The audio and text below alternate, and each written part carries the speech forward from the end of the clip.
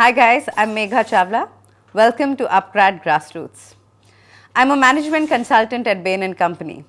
I've been here over 15 years. As part of my tenure and my experience at Bain, I've been part of Southeast Asia where I started, spent most of my time in India, did a few stints in Boston, Silicon Valley, and continue to look for every opportunity that I can get to work in a global environment.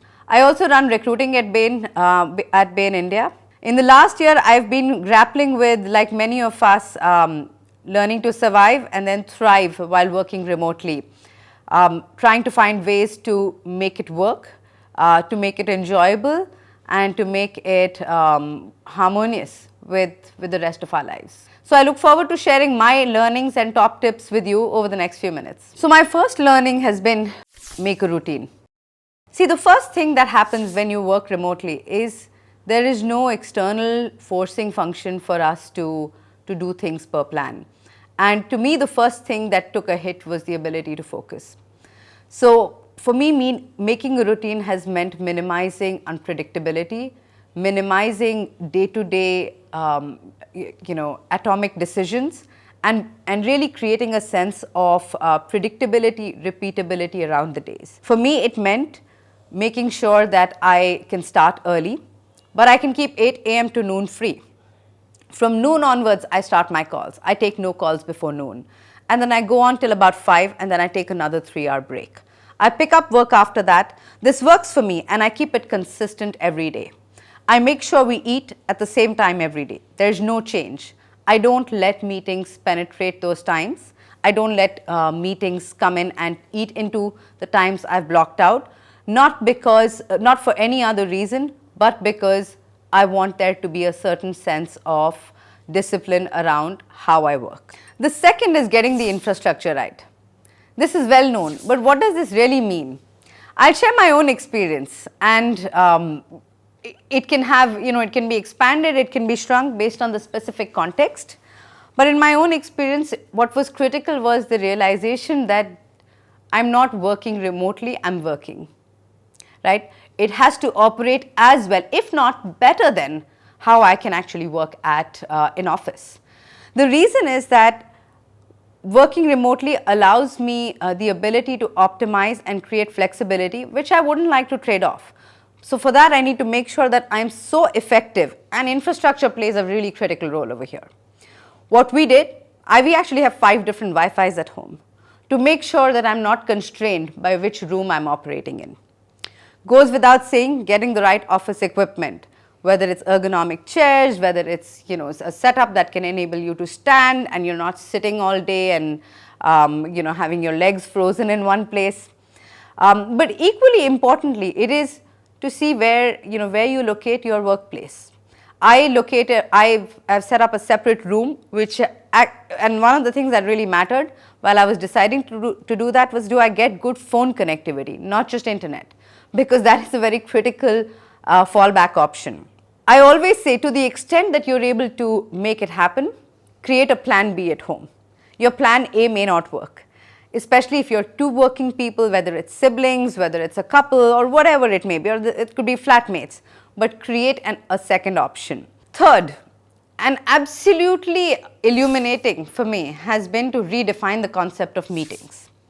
For the longest time, we've all been working on these hourly meetings, and as soon as we all, en masse learn to work remotely, we all just automatically move to Zoom or, WebEx or Teams.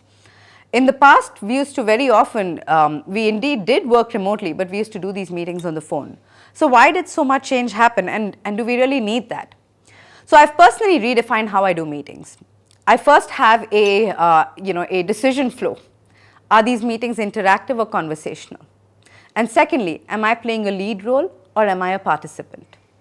For meetings which are interactive, I make sure I'm in the perfect working environment. I make sure to the best of to the extent that I can, I make sure I'm standing, because that keeps me a lot more engaged and animated. And I make sure I'm on video. But if the meeting isn't interactive and it's conversational, I very often just stick to regular good old-fashioned phones. And the reason for that is it gives me a little bit of a breather. It allows me to focus on the delivery, on the content, and not necessarily overwhelm myself with physical presence. The second part about redefining meetings is shorter meetings. This is something I discovered only a year back, but frankly, we should all be doing it irrespective of where we work from, especially if you're working remotely, but frankly, even if you're not. So we all knew about 45-minute meetings. What I didn't know about was 20-minute meetings. I've realized that there's nothing that requires 60 minutes but can't be done in 45 minutes. It just forces us to be so much more effective. And we all know when we are working remotely, we start meetings on time. These meetings are in general more productive because some of the dead time that used to, dead but enjoyable time that earlier used to go in, just sort of beginning of the meeting banter or end of the meeting banter has just disappeared. So 45 minutes, 20 minutes. It creates a wonderful breather. It forces people to be efficient and it minimizes the stress and the unproductivity that emerges from back-to-back Zoom meetings. Next, don't compromise on deep work. In fact, if more than ever before, embrace deep work. What is deep work? To me, it is work that requires extremely high degrees of concentration or focus, usually to solve some of the most intractable problems that I encounter. And I don't believe it's work that can be done in anything less than 90 to 120 minutes of unobstructed time. Now, to be clear, it doesn't always happen during standard work hours, but very often I am able to squeeze in that time. I might have a day which is light on meetings. I recognize that. I don't open it up to others. In fact, I seize that time to do work that requires higher degrees of concentration. Next is about minimizing empty distractions. Now, when I say empty distractions, I'm making a distinction from good distractions and necessary distractions versus the non-necessary ones. For me, while I work remotely, good distractions are taking some time out to have a short conversation with my husband, or to take my mother's phone call, or to attend to my daughter, or maybe slip in, like I said, 15 minutes on the keyboard. Empty distractions are what this creates for us. So my own tips have been Monday mornings to Friday evenings, I actually delete any apps, whether it's news, whether it's social media, from my phone. If I need to catch up on the news, I use my iPad. I want to make sure I need to take the trouble to switch it on. So I need to want to do it badly enough. Another one that I found really effective here is I've actually agreed with my colleagues on what are the modes of contacting me. I know WhatsApp's very common. Great. If it works for you, wonderful. It doesn't work for me. I don't like a constantly beeping phone. And I don't like the fact that there is an assumption that because I've been sent a WhatsApp, it means I'm going to respond. I've actually asked people to take the trouble to call me. And they're welcome to call me at any time. I'm not creating boundaries around that because work's got to get done. But I don't want to be available on the laptop, on the phone, on WhatsApp, with Zoom calls incoming. That's just a distraction. I'm going to call that an empty distraction because it can be done without. And there are far more effective and predictable ways of creating communication between colleagues and friends. The next is a big one. Do you have caregiving responsibilities at home? In my case, I have a 3-year-old. And my husband and I are equal caregivers. We both flex when we need to, we pull back when we have to, but it is an added complexity, especially since schools shut down. Now, how do you avoid that? A 3-year-old in my case, you can't even reason very much with them, but augment support for yourself to the best that you can. If it means redirecting some of your planned spend from one place to augmenting at-home support, please do. In my case, I would highly recommend going on a hunt for someone who can share some of the caregiving responsibilities. I have a nanny who's literally my lifeline when it comes to caregiving. But along with that, there are a few other hacks that I've used. In my case, I have a set of friends who have children of similar ages. We rotate and create play dates. but I do need time away. I do need to ensure that my focus at work and my focus at home are not eating into each other on an everyday basis. There are many other ways of doing it. There are calls where I let my colleagues know that, look, these are going to be calls where you may have background stimuli coming in the form of a 3-year-old. But it's far easier to set that expectation. In a lot of places, folks get it. And when they don't get it, it's better that you know it, and then you can plan around it. So my next big learning is be compassionate, be real. We're all figuring out how to work in a new environment. Remote work is in its early days. It's a model which is in its infancy and it's starting to take shape. We're all learning what works, what doesn't work. Many of the things I've spoken about worked for me. They may not work for the other person.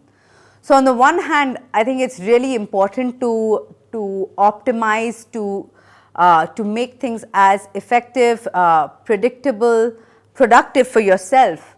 I equally think that we need to realize that we cannot always expect the same from folks who we work with. Very few people designed this for themselves, right? Which is why people are still in varying degrees of figuring out the right model, and constraints at home can be different.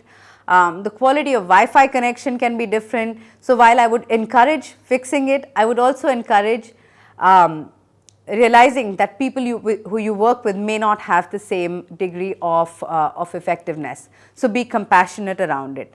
And then equally be real. We've all gotten an opportunity to redefine work, right? Work has always been this, has this image of this place where we bring a certain form of ourselves.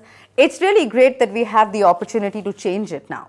We have the opportunity to open up our worlds to others, to show some of our personal vulnerabilities as well. I think it makes us all better. It makes us all a lot more real, more relatable, and frankly deepens relationships. My last tip is more forward looking. What lies ahead? We don't know. But what we know is that we can't snap back to the old ways of working, and I don't think we're fully sold on working remotely 100%. Maybe some people are, I'm not.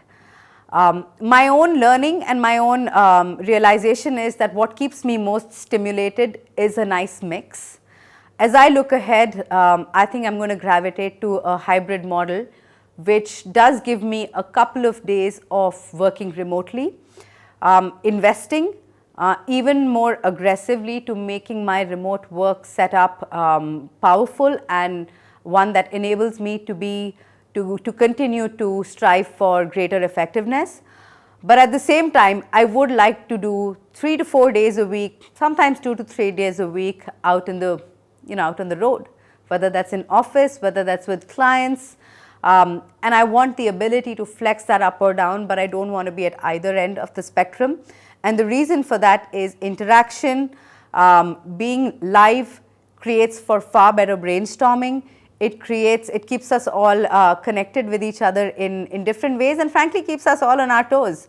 I've personally felt like the one thing that does take a hit when you're working remotely is how tuned in you are with with your immediate team's needs, lives, and also just the things we learn by having casual conversations, by having hallway conversations, by meeting strangers or remote acquaintances at airports.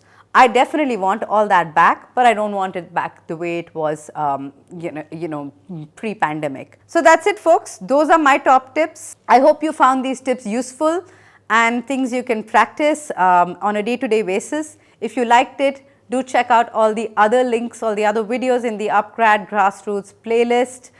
You can like, subscribe, comment, and meanwhile, stay happy, stay healthy, stay productive. Bye for now.